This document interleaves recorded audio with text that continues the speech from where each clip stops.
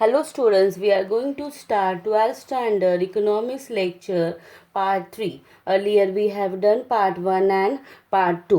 आज का हमारा टॉपिक रहेगा law of demand. Okay, law of demand. Earlier we have seen the meaning, types, everything. Now the law of demand का first start होगा हमारा statement. The law of demand states that कि other things being constant, remember students, other things being constant, higher the price of a commodity, smaller is the quantity demanded, and the lower is the lower the price of a commodity, larger the quantity is demanded. The meaning is what? Other things being constant. Other things being constant मतलब क्या क्या? Taste, fashion, likes, dislikes of a consumer should be constant, same होना चाहिए. अगर price ज़्यादा हुआ, higher price, तो commodity demanded will be smaller. अगर प्राइस ज़्यादा है तो कंज्यूमर क्या करेंगे? कम डिमांड करेंगे. एंड अगर प्राइस कम है तो कंज्यूमर क्या करेंगे? लास्ट डिमांड करेंगे. The meaning is what? If the prices increases, demand falls. हमने एग्जाम्पल देखा था कि अगर ऑनियन के prices day by day increase होते हैं तो डिमांड क्या हो जाता है? डिक्रीज हो जाता है. पेट्रोल के prices day by day increase हो जाते हैं तो डिमांड क्या हो जाता है? डिक्रीज हो जाता है. Same way if the prices decreases demand increases. हमने देखा है सेल लगता है तो सेल में प्राइजेस कम होता है, वहाँ पे डिमांड ज़्यादा होता है, ज़्यादा लोग परचेस करते हैं. तो law of demand states that if the prices increases demand decreases. ज़्यादा प्राइस पे कम डिमांड होता है. And if the price decreases demand increases. If the price decreases and then the demand increase होता है. डिमांड हमारा डे बाय डे इंक्रीज हो जाता है. ओके,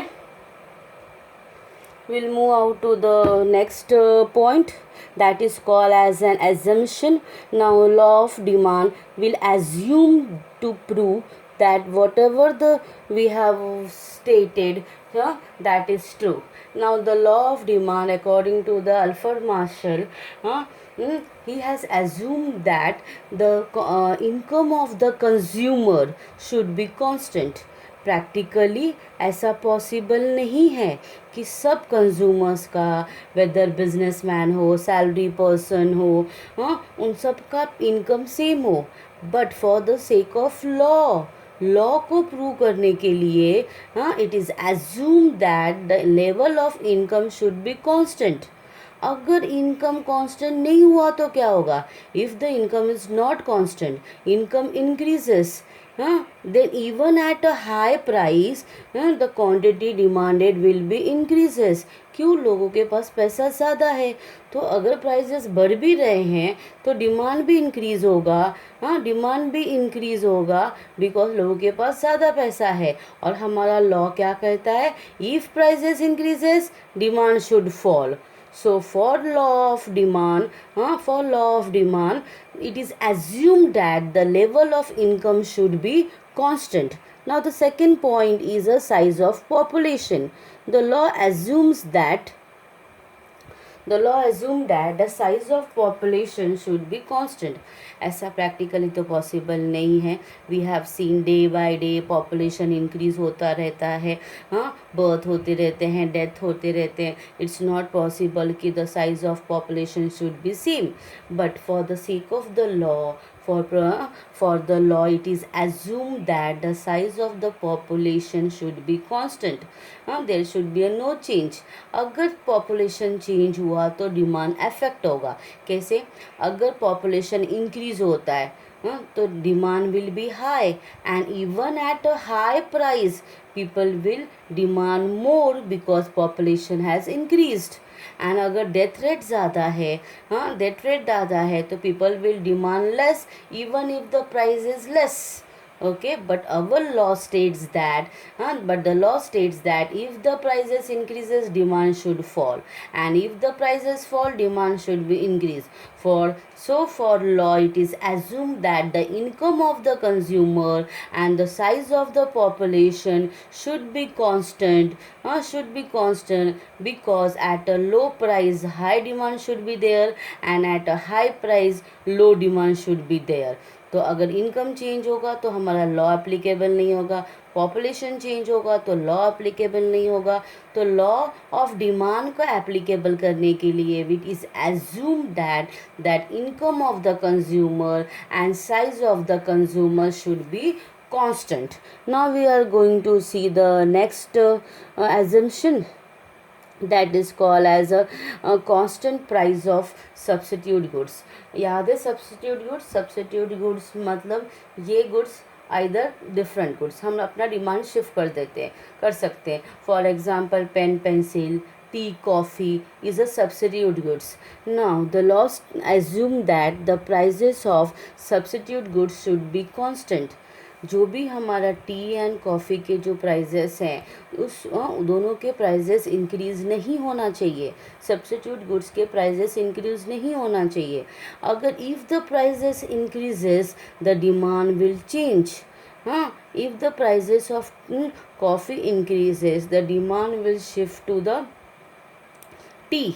हाँ, एंड इवन द टी का प्राइस ज़्यादा है तो डिमांड इसका इंक्रीज़ हो जाएगा बिकॉज कॉफ़ी के प्राइजेस इंक्रीज़ हो गए.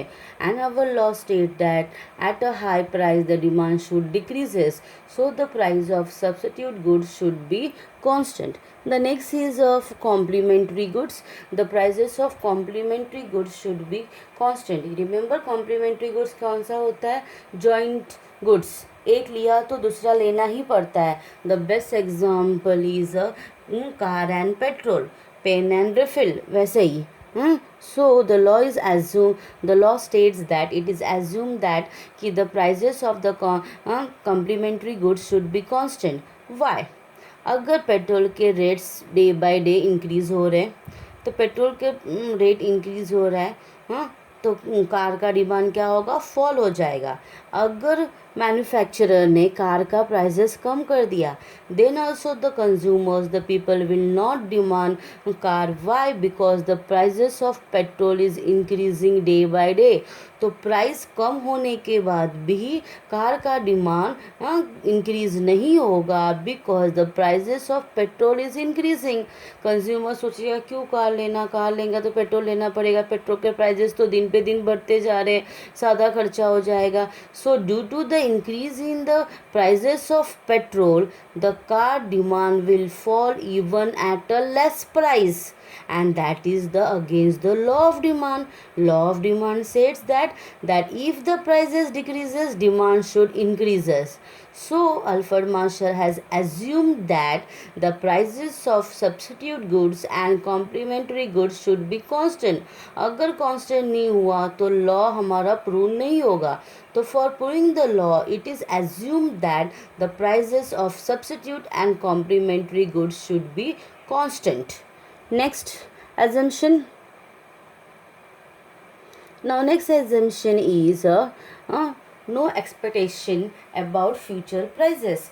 अगर कंज्यूमर कल का प्राइजेस कितना होने वाला है, आने वाले टाइम में प्राइजेस इंक्रीज़ होंगे या डिक्रीज़ होंगे, ऐसा कुछ भी एक्सपेक्टेशन कंज्यूमर्स नहीं करना चाहिए. There should be a no claim that the prices is going to be increase and decrease.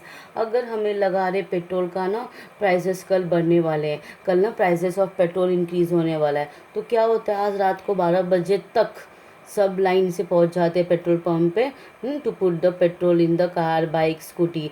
तो अगर फ्यूचर प्राइजेस कंज्यूमर को लगा कि कल फ्यूचर में प्राइजेस बढ़ने वाले हैं तो आज क्या हो जाएगा, आज प्रेजेंट में क्या होगा, demand will be increases though the prices is now high. And our law state that at a high prices demand should fall. अगर कंज्यूमर को लगा अरे ऑनियन आज 90 रुपीज़ है, कल ऑनियन का 100 होने वाला है, परसों 200 होने वाला है, 250 50 to 30 होने वाला है। तो prices of onion was 40 but आज प्राइजेस ऑफ ऑनियन इज़ 90। तो कल प्राइजेस ऑफ ऑनियन 150 200 होने वाला है। तो even at the price of 90 the consumer will purchase the onion because they have got the information that in futures the prices is going to be increased. So even at a high price today the demand of onion increases. So the law states that the future के बारे में prices increase या decrease कुछ भी expect नहीं करना है consumers को. This is the only assumption. Now next is a no change in taste habit preference and fashion. Practically not possible कि लोगों का टेस्ट चेंज ना हो, लोगों का हैबिट चेंज ना हो, लोगों का प्रेफरेंस चेंज ना हो, लोगों का फैशन चेंज ना हो. ऐसा होता है but for the law for proving the law of demand it is assumed that the prices of these factors should be constant. अगर फैशन चेंज हुआ तो even at a high price the demand will be increases और even at a low price the demand will be decreases. So for law of demand it is assumed that there should be no change in taste habit preference and fashion. अगर लोगों का test change हुआ तो price लोगों का test change हुआ तो even at a high price people will purchase because that is tasty and that is against the law of demand. Next point is a no change in taxation policy. जो हमारे government taxation policies बनाते हैं that import policy, export policy, tax policy, that tax policy में changes नहीं होना चाहिए. Because अगर tax policy में चेंजेस हुआ तो डिमांड चेंज हो जाएगा. अगर सपोज जीएसटी बढ़ गया तो प्राइस ऑफ द कमोडिटी बढ़ जाएगा. अगर जीएसटी कम हुआ तो प्राइजेस ऑफ द कमोडिटी कम हो जाएगा. अगर टैक्सेशन पॉलिसी चेंज हुआ कल से ना सपोज बोला है कि आज मिल्क है 35 रुपीज़. कल से गवर्नमेंट ने टैक्स जीएसटी बढ़ा दिया है तो कल से मिल्क का ना रेट 2 रुपीज़ से बढ़ जाएगा. 2 रुपीज़ से हमारा प्राइजेस बढ़ जाएंगे. तो people what we will do, people will purchase the milk. जितना भी स्टोर कर सकते हैं उतना परचेस कर लेंगे. Though even the prices are high today the demand will be increases. So the law states that the prices of the taxation policy should be constant because the law state that at a high price the demand should be less and at a less price the demand should be high. तो future के बारे में expect नहीं करना है prices increase decrease हुआ. अगर future के बारे में एक्सपेक्ट किया तो हमारा लॉ एप्लीकेबल नहीं होगा. Fashion habit taste likes dislikes of the consumer should be no change because of the law of demand and taxation policy of the government should be constant. Now we are going to see overall the views. एक बार recap कर लेते हैं पूरा. तो assumptions था हमारा. Assumptions कितने हैं 1 2 3 4 5 6 7 एजम्पशंस हैं. 7 के 7 एजम्पशंस लिखने पड़ेंगे हमको. The first is the level of income that the level of income of the consumer should be constant. There should be a no change in the level of the income. Size of the population should be constant. अगर size change हुआ तो demand affect करेगा. Substitute prices of the goods should be constant, tea and coffee, otherwise demand will change against the law. And complementary goods के prices should be constant, that is car and petrol. Future prices के बारे में expect नहीं करना है whether increase or decrease. Likes, dislikes, habit, taste, preference, fashions of the consumer should be constant and there should be a no change in the taxation policy. तो हमारे कितने हुए पॉइंट्स अभी तक. स्टेटमेंट हुआ, देन एजम्पशन हुआ. Now will go for the schedules. Okay, demand schedule already भी हमने इंडिविजुअल डिमांड में भी किया था. डिमांड शेड्यूल में प्राइजेस ऑफ कमोडिटी लिया है 2 rupees 3 rupees 4 rupees 5 rupees. Prices is going to be increases. And demand quantity in demand kg लिया है. When 2 rupees was a price, quantity demanded is 20 kg. when the price is 3 rupees, quantity demanded is 15 kg. हाँ 15 kg। अगर 2 से 3 हो गया तो 4 rupees हुआ, तो और डिमांड कम हो गया, 10 रुपीज़ में हो गया। एंड अगर 5 रुपीज़ प्राइस हो गया तो डिमांड कितना हुआ हमारा 5 kg हो गया। और you can take this numbers in 20, 30, 40, 100 में लिया तो भी चलेगा। ओके, तो on the x axis the quantity demanded in kgs measure, on the y axis the prices of commodity is measure। again see at 220, 2 में demand is 20, at a price of 3 demand is 50, at a price of 4 demand is 10, at a price of 5 demand is 5, demand 5 रहा हमारा। Okay, सो अगर prices बढ़ते हैं, अगर prices हमारे बढ़ते हैं तो डिमांड हमारा कम हो जाता है। D D is a demand curve that slopes downward, so the relation between the price and the quantity demanded is a inverse relationship. एक बढ़ता है तो दूसरा कम होता है, दूसरा बढ़ता है तो ये पहला वाला कम होता है, तो इनवर्स रिलेशनशिप। तो after statement you are going to write assumption, assumption के बाद you are going to write the demand schedule, इसके बारे में एक्सप्लेन करना। फिर डिमांड कर्व ड्रॉ करना, D D is a demand curve slopes downward from left to right. Okay, and फिर इसको एक्सप्लेन करना। Now we are going to the last part of the law of demand, that is called as an exception, exception to law of demand. That exception to law of demand means what? There are something that where this law is not applicable. Why it is not applicable? Because even at a less price the consumers demand less। कुछ commodities ऐसे होते हैं कि जहाँ पे prices कम होने से भी लोग कम परचेस करते हैं, एंड प्राइस ज़्यादा होने पे भी लोग कंज्यूमर्स ज़्यादा परचेस करते हैं, उसको बोलते हैं एक्सेप्शन ऑफ डिमांड। तो this is not our law, तो इसलिए फॉलोइंग कैटेगरीज को हमने एक्सेप्शन में डाला है। लिविंग दिस कैटेगरी अदर्स हमको अदर्स में हमारा लॉ एप्लीकेबल होगा। First is a Giffen's goods. Giffen is a economist, वो इकोनॉमिस्ट है। एक स्टोरी सुना, गिफन ने क्या किया था, गिफन ना एक बार इन्फीरियर क्वालिटी लो क्वालिटी का ब्रेड लिया एंड मीट हाई क्वालिटी का लिया और जाके ना मार्केट में बैठ गया सेल करने के लिए।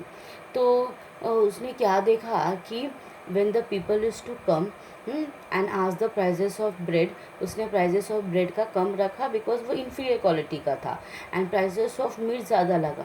लोग आते थे, ब्रेड को देखते थे, लेते नहीं थे, चले जाते थे, एंड बट द मीट फटाक से सोल्ड हो गया, फटाफट उसका सोल्ड हो गया, मीट पूरा सोल्ड हो गया। तो गिफन सोचने लगा कि मीट सोल्ड आउट हो गया, तो गिफन के ना माइंड में एक आइडिया आया। गिफन ने क्या किया, जो इन्फीरियर क्वालिटी का जो ब्रेड था उसने क्या किया, सपोज़ वो ब्रेड सोल्ड आउट कर रहा था, एक ब्रेड 5 रुपीज़ का, उसने क्या किया, वो 5 रुपीज़ का ब्रेड का कॉस्ट उसने 40 रुपीज़ कर दिया। 40 रुपीज़ कर दिया ना। 40 रुपीज़ करते ही सारे ब्रेड सोल्ड आउट हो गए, सारे ब्रेड सोल्ड आउट हो गए। ओके, पहले 5 रुपये में था तो ब्रेड कोई ख़रीद नहीं रहा था, वही ब्रेड उसने 40 रुपीज़ में कर दिया तो ब्रेड फटाफट सोल्ड आउट हो गए। तो Giffen comes to on a conclusion that the inferior quality, if the prices are less, people think that goods are of inferior quality, inferior quality के गुड्स है, एंड पीपल डिमांड नहीं करते हैं। हमने भी देखा है, अगर हम वीकली बाजार में जाएंगे तो वहाँ पे ना गुड्स अच्छे रहते हैं बट प्राइजेस कम रहता है, तो we don't believe on that goods और हम परचेस नहीं करते। तो that is a Giffen's paradox. तो Giffen paradox is saying inferior quality of goods में ये लॉ एप्लीकेबल नहीं होता। वाई? बिकॉज प्राइस डिक्रीज़ किया तो डिमांड भी डिक्रीज़ हो जाता है, एंड प्राइस इंक्रीज़ किया तो डिमांड भी इंक्रीज़ हो जाता है। एंड उसने प्रैक्टिकली जाके मार्केट में सोल्ड आउट करके प्रूव किया कि prices are less, the people think the it is a inferior quality of goods and people don't demand. सो गिफन का जो भी गुड्स है, गिफन्स गुड्स मतलब इंफीरियर क्वालिटी गुड्स को अल्फ्रेड मार्शल ने क्या किया है, एक्सेप्शन में डाल दिया है। मतलब क्या, गिफन को छोड़ के बाकी जगह मेरा लॉ एप्लीकेबल करो, चलेगा, हाँ, the law will be applicable only living the Giffen goods. Next exception देखते हैं, that is a Prestige goods. Now Prestige goods means what, symbolic status goods. Okay, symbol होता है, अरे तुमने अरे मेरे फ्रेंड ने ना 3 लाख का बाइक खरीदा, पापा मुझे ना अभी उससे ज़्यादा महंगे का चाहिए।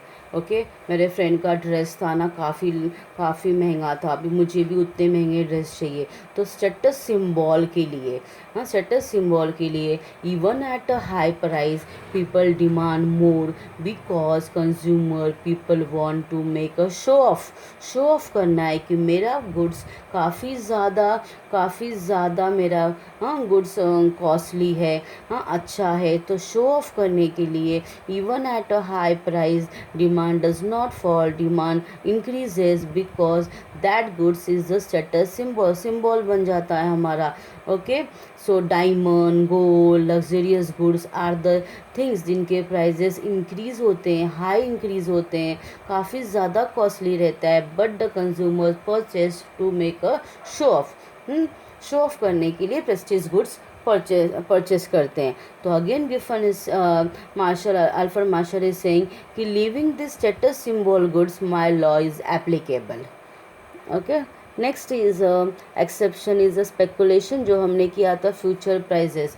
अगर कंज्यूमर को लगा कि कल के प्राइजेस बढ़ने वाले हैं, तो even at now at a high prices the demand will be increase because कल तो डिमांड और बढ़ने वाले हैं।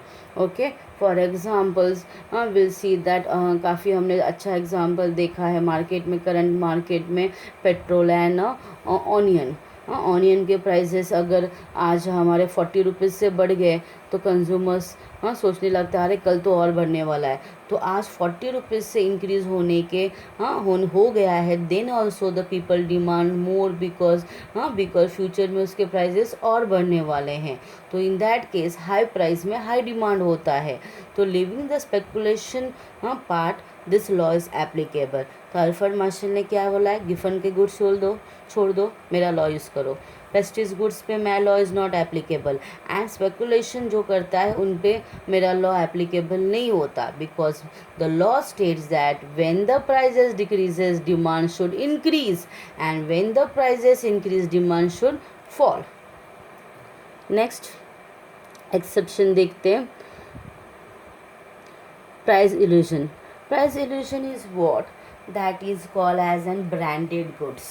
हाँ, branded goods, people thinks that just like a Giffen, कि जो ब्रांडेड गुड्स होता है, हाँ, हाँ, ब्रांडेड गुड्स होता है उसके प्राइसेस हाई ही होते हैं, इसलिए the branded goods are of high demand, why, because consumer का ये थिंकिंग होता है कि दैट कि अगर प्राइस ज़्यादा है तो क्वालिटी अच्छा है, प्राइस कम है तो क्वालिटी कम होता है। तो प्राइस इलेशन, हाँ, is a exception to the law of demand. हाँ, क्योंकि अगर प्राइजेस ब्रांडेड गुड्स, हाँ, ब्रांडेड गुड्स परचेस करने हैं, वाई ब्रांडेड गुड्स परचेस करने हैं हमको, बिकॉज अगर ब्रांडेड गुड्स हम परचेस करेंगे तो उसका क्वालिटी अच्छा होगा, हाँ। तो and but the branded goods we have seen, imported goods, foreign goods काफ़ी कॉस्टली होते हैं, बट पीपल परचेस करते हैं, हाँ, because of thinking that goods are of a, हाँ, of a good quality, better quality, high quality goods है। तो high price goods have a high demand, हाँ, because of their brand. Next point is ignorance. Now ignorance is a part that where the consumer don't have the knowledge that the price of the commodity has decreased, and he paid more price for that commodity. Example लेते हैं हम, दो example लेते हैं हम लोग, best example is of suppose tomato. Tomato के भी प्राइजेस बढ़ रहे हैं, टोमेटो का एग्जांपल लेते हैं। टोमेटो का प्राइजेस हैज़ बीन रीच ₹2.100 पर KG. Okay, now 1 week back consumer को लगा ₹100 प्राइस चल रहा है, तो मुझे, and he went to the market to purchase the tomato. but that day the prices had come down from 100 to 40. But that consumer को उस कंज्यूमर को नॉलेज नहीं था कि प्राइजेस 100 से 40 हो गया. शॉपकीपर ने उसको 100 रुपीज़ में टोमेटो सोल्ड किया एंड कंज्यूमर ने परचेस कर लिया बिकॉज कंज्यूमर को नॉलेज नहीं था. कंज्यूमर को नॉलेज नहीं था कि प्राइजेस कम हुआ. तो because of ignorance about the increase and decrease in prices people pay more and demand more at a high price. Okay, 100 rupees में बट उसको चाहिए था तो even the price is high उसने परचेस किया. तो again this ignorance is an exception to the law of demand. क्योंकि prices कम हो गए, मार्केट के बारे में इंफॉर्मेशन नहीं होता है कंज्यूमर को, तो कंज्यूमर हाई पे करता है हाई डिमांड पे. Okay, next is habitual goods. That तो सबको मालूम है, जो भी हमारे हैबिचुअल गुड्स होते हैं that is alcohol, cigarette, wine, ये सब जो गुड्स होते हैं उनके प्राइजेस कम हो या ज़्यादा हो नॉट अफेक्ट डिमांड. तो बढ़ता ही रहता है. तुमने लॉकडाउन में देखा होगा, एक दिन लॉकडाउन 2 मंथ का लॉकडाउन था. ओके, सब लोग बोल रहे थे अरे हमारे पास पैसा नहीं है, एम्प्लॉयमेंट नहीं है, बिजनेस नहीं, बिजनेस बंद हो गया, कुछ भी पैसा नहीं है. As soon as the wine shop open there was 1 kilometre 2-3 kilometres लोगों की लाइन लग गई to purchase the wine. And the wine rate 500 का वाइन उन्होंने 1100-1200 में सोल्ड किया. But the demand was huge. काफ़ी ज़्यादा लाइन लगी थी. लोग बॉक्सेस में परचेस करके वाइन लेके गए because it is a habitual goods. Okay, habit. तो हैबिचुअल गुड्स प्राइस ज़्यादा होता है तो भी डिमांड ज़्यादा होता है. नेक्स्ट एग्जांपल लेते हैं. किसी पर्सन को ना, कुछ कंज्यूमर्स को टी की हैबिट रहती है, चाय पीने की हैबिट रहती है, चाय के बिना चलता नहीं है. हैबिचुअल गुड्स हैं टी. तो अगर टी के प्राइजेस बढ़ गए तो वो अपना डिमांड कम नहीं करता बिकॉज हैबिट हो गया उसको टी कंज्यूम करने को. तो same way habitual goods is exception to law of demand. Law of demand. प्राइजेशन ब्रांडेड गुड्स होता है. इग्नोरेंस प्राइजेस को बारे में मालूम नहीं रहता. हैबिचुअल गुड्स रहता है, एडिक्ट गुड्स रहता है. तो प्राइजेस हाई होंगे तो हाई डिमांड करते हैं. अर्लियर हमने गिफन देखा था, प्रेस्टीज गुड्स देखा था एंड स्पेकुलेशन देखा था. तो हमारा लॉ ऑफ डिमांड कंप्लीट हुआ यहाँ पे. तो for law of demand whether the question is of 5 marks और 8 marks you are going to write statement, meaning, assumption, then the demand schedule, demand curve and exception. ठीक है, 6 के 6 point लिखने हैं. 5 मार्क्स के है तो राइट इन शॉर्ट, 8 मार्क्स के लिए है तो राइट इन बिग. ओके, एक बार रिविजन कर लेते हैं. तो एक्सेप्शन गुड्स में गिफन गुड्स था. गिफन ने वो ब्रेड और मीट लेके प्रूव किया था. Prestige goods, diamond gold. Speculation, future prices, erosion, that high price goods are good, branded goods are good. Ignorance, no knowledge about the market, prices are increase or decrease. Habitual goods, price ज़्यादा रहेंगे तो भी purchase करना पड़ता है because habitual goods है.